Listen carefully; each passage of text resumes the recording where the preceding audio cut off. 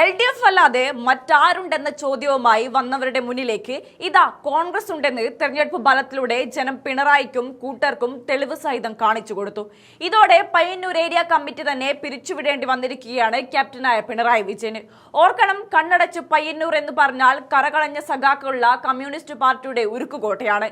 ഒരൊറ്റ തോൽവിക്ക് ഇത്രയും വലിയ വില നൽകേണ്ടി വരുമെന്ന് പിണറായി ഒരിക്കലും കരുതിയിട്ടുണ്ടാവില്ല. തുടർച്ചയായി 10 വർഷം ഭരിച്ച് റെക്കോർഡിട്ട CPM-ന്റെ ഈ ദുർഗതി കണ്ട് മൂക്കത്തി വിരൽ വെക്കാത്തവരുമായി പയ്യന്നൂരിൽ ആരുമില്ല.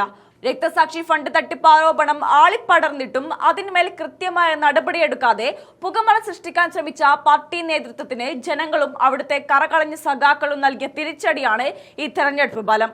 ഏരിയ കമ്മിറ്റിയിൽ ഉയർന്ന ധനരാജ് രക്തസാക്ഷി ഫണ്ട് തട്ടിപ്പ് പരസ്യമായി ചോദിച്ച വി കുഞ്ഞികൃഷ്ണൻ എന്ന മുതിർന്ന നേതാവിനെ പാർട്ടിയിൽ നിന്ന് പുറത്താക്കി പുകച്ച് പുറത്തു ചാടിച്ചപ്പോൾ CPM കരുതിയത് തങ്ങൾ പറയുന്നതാണ് അവിടുത്തെ അവസാന വാക്കെന്നാണ്. എന്നാൽ പാർട്ടി നീതി നിഷേധിച്ചപ്പോൾ ജനകീയ കോടതിയെ സമീപിച്ച് സ്വതന്ത്രനായി മത്സരിച്ച് കുഞ്ഞികൃഷ്ണൻ വിജയിച്ചു കയറിയത് പാർട്ടിയുടെ അഹങ്കാരത്തിനേറ്റ കനത്ത പ്രഹരമായിരുന്നു.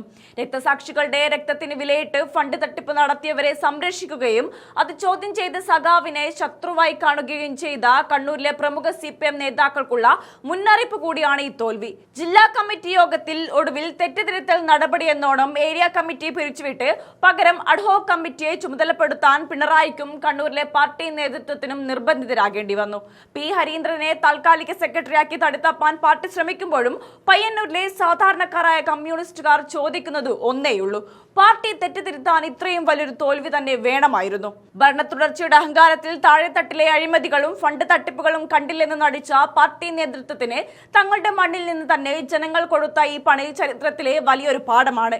ആരും ചോദ്യം ചെയ്യില്ലെന്ന ഭാവത്തിൽ മുന്നോട്ട് പോയ ക്യാപ്റ്റനും സംഘത്തിനും ഇനി പയ്യന്നൂരിലെ മണ്ണിൽ മുഖമുയർത്തി നിൽക്കണമെങ്കിൽ വിപ്ലവ പ്രസംഗങ്ങൾ മാത്രം പോരാ, ആത്മാർത്ഥത കൂടി വേണമെന്ന് തെളിയിക്കേണ്ടിയിരിക്കുന്നു.